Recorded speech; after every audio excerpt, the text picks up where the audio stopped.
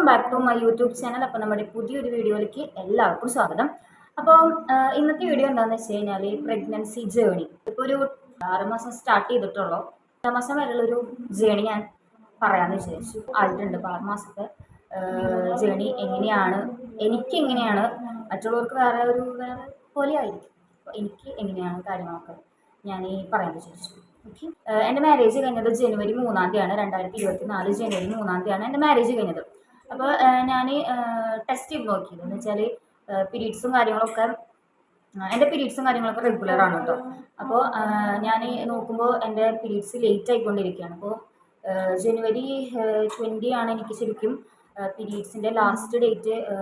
ജനുവരി 20 ആണ് കേട്ടോ. അപ്പോൾ ഞാൻ ഫെബ്രുവരി 20 ആയിട്ടും പീരീഡ്സ് ആയിട്ടില്ല. എനിക്ക് കറക്റ്റ് റെഗുലറായിട്ട് തന്നെ അത് പോയിക്കൊണ്ടിരിക്കുന്ന ഒരു സംഭവം കേട്ടോ. അപ്പോൾ 24-ാം തീയതി ആയിട്ടും ആവാണ്ടായപ്പോൾ ഞാൻ വിചാരിച്ചു എന്തായാലും ഒന്ന് ടെസ്റ്റ് ചെയ്ത് നോക്കാം. ഞാൻ ടെസ്റ്റ് ചെയ്യുന്ന സംഭവങ്ങളൊക്കെ മേടിച്ച് ചേട്ടൻ്റെ അടുത്ത് മേടിച്ച് സെറ്റാക്കി വെച്ചിട്ടുണ്ട് കേട്ടോ. അപ്പം എപ്പോഴാണെന്ന് വെച്ചാൽ മോർണിംഗ് ടെസ്റ്റ് ചെയ്യണതാണല്ലോ ചെയ്യേണ്ടത്.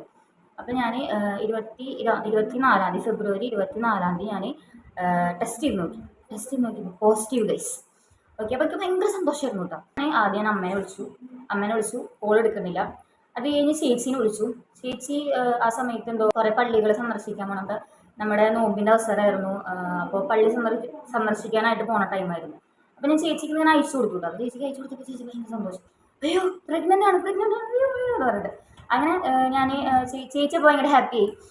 അപ്പോൾ ചേട്ടൻ വർക്കിന് പോയേക്കാണ്. ചേട്ടനെ കാണിച്ചു കൊടുക്കണം എന്നായിരുന്നു ആഗ്രഹം ഫസ്റ്റ് തന്നെ. പക്ഷേ ചേട്ടനെ വർക്കിന് പോയി. പക്ഷേ ചേട്ടനെ ഞാൻ മെസ്സേജ് അയച്ചിട്ടുണ്ടായിരുന്നു. പക്ഷെ ആൾ വർക്കിൻ്റെ ഇടയിൽ മെസ്സേജ് എന്ന് പറഞ്ഞാൽ സാധനം നോക്കൽ കുറവാണ്. നോക്കിയില്ല, അതാണ് സത്യം ചെയ്ത്. അത് കഴിഞ്ഞ് ഞാൻ അമ്മേനെ വിളിച്ചു. അപ്പം അമ്മയും വർക്കിലാണ് കേട്ടോ. ഇവിടുത്തെ 1 മണി ആ ഒരു ടൈമിലാണ് ഞാൻ വിളിച്ചത് അമ്മേനെ. അപ്പം അമ്മ ഫുഡ് കഴിക്കുന്ന സമയമായിരുന്നു. നമുക്ക് ഫോൺ എടുക്കണില്ല അമ്മ. അപ്പോൾ അമ്മ വിളിച്ചു കേട്ടോ, തിരിച്ച് വിളിച്ചു. അപ്പോൾ ഞാൻ ഫോട്ടോ അയച്ചു കൊടുത്തിട്ടുണ്ടായിരുന്നു. അപ്പോൾ നോക്കുമ്പോൾ അവിടെ ഒരു ചേച്ചി മാത്രമേ ഉള്ളൂ. അപ്പോൾ അമ്മയ്ക്ക് കറക്റ്റ് അറിയില്ല ഇത് എന്താ പറയുക, പ്രഗ്നൻസി കിറ്റ് കണ്ടു കഴിഞ്ഞാൽ കറക്റ്റ് അറിയൊന്നുമില്ല ആൾക്ക്. ഒരു ഫോട്ടോ അയച്ചിട്ടുണ്ട് വാട്സപ്പിൽ, നോക്കുക എന്ന് പറഞ്ഞു. അപ്പോൾ അമ്മ പറഞ്ഞു ഓക്കെ ഞാൻ നോക്കട്ടെ എന്ന് പറഞ്ഞു. അപ്പോൾ അമ്മയ്ക്ക് സത്യം പറഞ്ഞാൽ അമ്മയ്ക്ക് കത്തിയില്ല ഗൈസ്.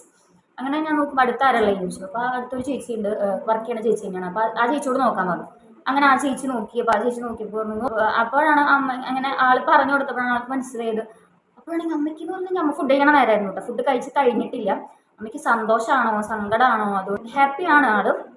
എന്നാലും ഫുഡ് കഴിച്ചുകൊണ്ടിരിക്കുന്ന സമയത്ത് ഫുഡ് കഴിക്കാൻ പറ്റിയില്ല ആൾക്ക്. അതിപ്പോൾ നമുക്ക് നന്നായി സന്തോഷം വരുമ്പോൾ ഭയങ്കര ബുദ്ധിമുട്ടില്ല, അതുപോലെ തന്നെ നന്നായി സങ്കടം വരുമ്പോഴൊക്കെ നമുക്ക് അങ്ങനെ തോന്നില്ല. അതുപോലെ അങ്ങനെ അമ്മേനെ അറിയിച്ചു. അത് കഴിഞ്ഞിട്ട് ഞാൻ ചേട്ടനെ വിളിച്ചിട്ട് ഫോൺ എടുക്കുന്നില്ല ആൾ. അങ്ങനെ ഞാൻ ചേട്ടനെ വിളിച്ചുകൊണ്ടിരിക്കുന്നുണ്ട്. പക്ഷെ ആൾ ഫോൺ എടുക്കണില്ല. കുറച്ച് കഴിഞ്ഞിട്ട് ഞാൻ ഫോൺ വിളിച്ചിട്ട് പറഞ്ഞു ടെസ്റ്റ് ചെയ്ത് നോക്കി പോസിറ്റീവാണ് കാണിച്ചത് എന്ന് പറഞ്ഞു. അപ്പോൾ ആൾക്ക് കടയിലായത് കാരണം ആൾക്ക് എന്താ പറയണ്ടേ, എന്താ പറയുക, എക്സ്പ്രസ് ചെയ്യാൻ പറ്റിയില്ല. അതാണ് ഒന്നാമത്തെ സംഭവം. പറഞ്ഞാൽ എല്ലാ ദിവസവും നേരത്തെ വരുന്ന ആൾ അന്നത്തെ ദിവസം ലേറ്റ് ആയിട്ടാണ് വന്നത്. ഒരു വെയിറ്റ് ചെയ്തിട്ട് ഞാൻ ഇരിക്കുന്നത്. പക്ഷേ അന്ന് ആൾ ലേറ്റ് ആയിട്ടാണ് വന്നത്. അപ്പോൾ ലേറ്റായി വന്ന കാരണം ഫുഡ് കഴിച്ചിട്ട് വേഗം പോകാൻ വേണ്ടി വന്നു. ഒന്നും പറയാൻ പറ്റിയില്ല. എന്താ പറയണ്ടേന്നോ ഒന്നും ആൾക്ക് ഹാപ്പിയാണ്. പക്ഷെ എന്താ പറയണ്ടേന്നോ ഒരു പേടിയുമില്ല. സംസാരിച്ചില്ല.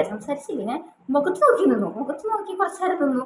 ഞാൻ ചിരിച്ചു. അത്രയാണ് ഉണ്ടായിട്ടുള്ളത്. വേറെ അങ്ങനെയാണ് ശരിക്കും ഞാൻ റിവീൽ ചെയ്തത്. വേറെയാണ് ചേട്ടൻ്റെ വീട്ടിലും അതുപോലെ തന്നെ എൻ്റെ കസിൻസിൻ്റെ അടുത്തും കാര്യങ്ങളൊക്കെ ഞാൻ പറയണത്. അതുവരെ കസിൻസിനൊക്കെ വിളിച്ചു പറഞ്ഞു. അപ്പോൾ എല്ലാവരും ഹാപ്പിയായി.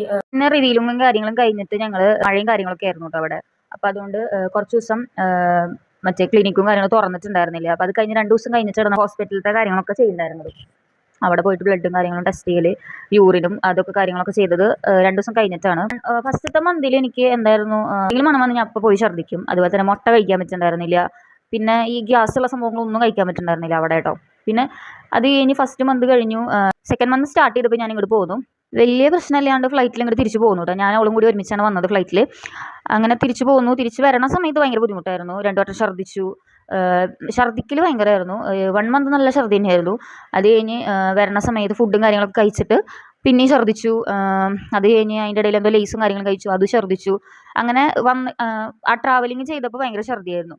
അങ്ങനെ 2 മാസം ഒരു 3 മാസം വരെ ഛർദ്ദി തന്നെയായിരുന്നു. അത് ഭയങ്കര ഇവിടെ വന്നപ്പോൾ ഛർദ്ദി കുറവായിരുന്നു. അവിടത്തേനേക്കാളും ഇവിടെ വന്നപ്പോൾ ഛർദ്ദി കുറവായിരുന്നു എനിക്ക്. അവിടെ മിനിറ്റിൽ പോയി ഛർദ്ദിക്കായിരുന്നു ഞാൻ. അങ്ങനെ നോക്കുമ്പോൾ ഇവിടെ എനിക്ക് അധികം ഛർദ്ദിക്കലില്ല. 2 ദിവസം കൂടുമ്പോൾ 3 ദിവസം കൂടുമ്പോഴൊക്കെ എനിക്ക് ഞാൻ ഛർദ്ദിക്കലൊക്കെ ഉള്ളൂ കേട്ടോ. അങ്ങനെ 3-ാം മാസം വരെ ഛർദി കാര്യങ്ങളൊക്കെ ആയിട്ട് പോയിട്ട് 4-ാം മാസത്തിൽ ഛർദിയൊക്കെ കുറഞ്ഞു കേട്ടോ. എനിക്ക് കുറഞ്ഞെന്ന് പറഞ്ഞാൽ നന്നായി കുറഞ്ഞു. ഛർദിക്കലൊക്കെ നന്നായി. പിന്നെ ഒരു എന്താ പറയുക, ഒരാഴ്ച കൂടുമ്പോൾ എന്ന് വെച്ചാൽ പ്രഗ്നൻ്റ് ആയതുകൊണ്ട് ചില സമയങ്ങളിൽ ഛർദിക്കും. അത് വിചാരിച്ച് ഫുൾ ടൈം ഛർദി കാര്യങ്ങളൊന്നും ഉണ്ടായിരുന്നില്ല. 4-ാം മാസം കുഴപ്പമൊന്നുമില്ല. പിന്നെ എനിക്ക് വേദനകളൊക്കെ സ്റ്റാർട്ട് ചെയ്ത് തുടങ്ങിയിട്ട് പുറം വേദന അങ്ങനെയൊക്കെ. അതെന്ന് വെച്ചാൽ വലിയ വേദനകളൊന്നല്ല, കുഴപ്പമില്ലാണ്ട് 4-ാം മാസമൊക്കെ അങ്ങനെ തന്നെയായിരുന്നു. അത് കഴിഞ്ഞ് 5-ാം മാസം ചെറുതായിട്ട് എനക്കൊക്കെ അറിഞ്ഞു തുടങ്ങി കേട്ടോ കുട്ടിയുടെ. സ്കാനിങ്ങും കാര്യങ്ങളും. അപ്പോൾ ഞാനിവിടെ ഇവിടെ വന്നിട്ട് ഡോക്ടറിനൊക്കെ കാണിച്ചു. അമലയിലാണ് കാണിച്ചത്. അവിടെ കാണിച്ചു. സ്കാനിങ് ഉണ്ടായിരുന്നു. ഗൾഫിലുള്ള സമയത്ത് ഒരു സ്കാനിങ് കഴിഞ്ഞു കേട്ടോ. അത് കഴിഞ്ഞിട്ട് ഇവിടെ വന്നിട്ട് വേറെ സ്കാനിങ് ഉണ്ടായിരുന്നു. ഇപ്പോൾ ഇവിടെ ഒരു 2 സ്കാനിങ് കഴിഞ്ഞു. 5-ാം മാസത്തെയും 3-ാം മാസത്തെയും സ്കാനിങ് ഇവിടെ കഴിഞ്ഞു. അത് കഴിഞ്ഞ് 5-ാം മാസം ചെറുതായിട്ട് ഒരു എനക്കൊക്കെ തോന്നി. അങ്ങനെ ഹോസ്പിറ്റലിൽ പോയപ്പോൾ ഡോക്ടർ ചോദിച്ചു എനക്കുണ്ടോ എന്നൊക്കെ ചോദിച്ചു. ഞാൻ പറഞ്ഞു ചെറുതായിട്ട് എനക്കുണ്ട് തോന്നുന്നു എന്ന് പറഞ്ഞു. അങ്ങനെ 5-ാം മാസം ഏകദേശം വേദനകളുണ്ട്. കാലുവേദന, കൈവേദന. ഓരോ ദിവസവും ഓരോ വേദനകളാണ് കേട്ടോ. അപ്പോൾ ഇന്നിപ്പോൾ കൈവേദനയാണെന്ന് വെച്ച് കഴിഞ്ഞാൽ ഇപ്പോൾ നാളെ അത് ഉണ്ടാവണമെന്നില്ല. എന്താ പറയുക, മസിൽ കയറാം. മസിൽ കയറ് എപ്പോഴും ഇല്ല, ഇടയ്ക്കൊരു മസിൽ കയറും. പിന്നെ ഈ മസിലിൻ്റെ അവിടെ ഭയങ്കര വേദന എടുക്കുക, അങ്ങനത്തെ ഒരു സംഭവമൊക്കെയാണ്. അത് കഴിഞ്ഞിതിപ്പോൾ 5-ാം മാസം അവസാനം എനിക്ക് കൂടുതലും എനക്കൊക്കെ ഇങ്ങനെ നമുക്ക് വെറുതെ ഇരിക്കുമ്പോൾ തന്നെ നമുക്ക് തോന്നും എനങ്ങുണ്ടെന്ന് തോന്നും. അങ്ങനെ ഇതിപ്പോൾ 6-ാം മാസം സ്റ്റാർട്ട് ചെയ്തിട്ടുണ്ട്. 6-ാം മാസത്തിൽ നല്ല എനക്കാണ്, കുഴപ്പമൊന്നുമില്ല. ഫുഡ് കഴിക്കുമ്പോഴായാലും വെള്ളം കുടിക്കുമ്പോഴായാലും വെറുതെ ഇരിക്കുമ്പോഴായാലും എനക്കുണ്ടാവാറുണ്ട്. എനിക്ക് തോന്നണത് എന്ന് വെച്ച് കഴിഞ്ഞാൽ ഉറക്കക്കുറവ്. മോർണിംഗ് അല്ല കേട്ടോ, അല്ലെങ്കിൽ മോർണിംഗോ ഉച്ചയ്ക്കോ കാര്യങ്ങളൊന്നും അല്ല, നൈറ്റാണ്. നൈറ്റിക്ക് ഉറങ്ങാൻ ഭയങ്കര ബുദ്ധിമുട്ടാണ്. 2 മണി 2:30 ഞാൻ ഉറങ്ങുമ്പോൾ. കാരണം പ്രഗ്നൻ്റ് ആയിട്ടുള്ള ലേഡികൾക്ക് മനസ്സിലാവും, നമുക്ക് ഒന്ന് എന്താ പറയുക, തിരിഞ്ഞ് കിടക്കണമെങ്കിൽ എണീറ്റിട്ട് വേണം തിരിഞ്ഞ് കിടക്കുക എന്നുള്ളത്. പിന്നെ നല്ല പുറം വേദന. അങ്ങനെ 6-ാം മാസം സ്റ്റാർട്ട് ചെയ്തിട്ടുണ്ട്. 6-ാം മാസം കുഴപ്പമില്ല. ഇനിയിപ്പോൾ 7-8 കാര്യങ്ങളൊന്നും എനിക്കറിയില്ല. അതിൻ്റെ വീഡിയോയും കാര്യങ്ങളൊക്കെ വേറെ ആയിട്ട് ചെയ്യും. ഇപ്പോൾ എന്തായാലും എൻ്റെ പ്രഗ്നൻസി ജേണി ഇതാണ്. കുഴപ്പമില്ലാത്ത ജേണിയാണ്. വേദനകളുണ്ട്. ഫുഡ് കഴിക്കുമ്പോഴായാലും പ്രശ്നമുണ്ട്. എന്ന് വെച്ചാൽ കുറച്ച് കഴിക്കുമ്പോൾ നമുക്ക് ഭയങ്കര ബുദ്ധിമുട്ടാണ് വേണ്ടത്. കുറേ പേര് സബ്സ്ക്രൈബ് ചെയ്യാണ്ട് കുറേ പേര് വീഡിയോയും കാര്യങ്ങൾ കാണുന്നുണ്ട്. അപ്പോൾ അവരോട് എനിക്ക് പറയാനുള്ളത്, സബ്സ്ക്രൈബ് ചെയ്തിട്ട് കാണുക ഗൈസ്, എന്നാലല്ലേ കാര്യമുള്ളൂ. അപ്പം വീഡിയോ എല്ലാവർക്കും ഇഷ്ടമായി എന്ന് വിശ്വസിക്കുന്നു.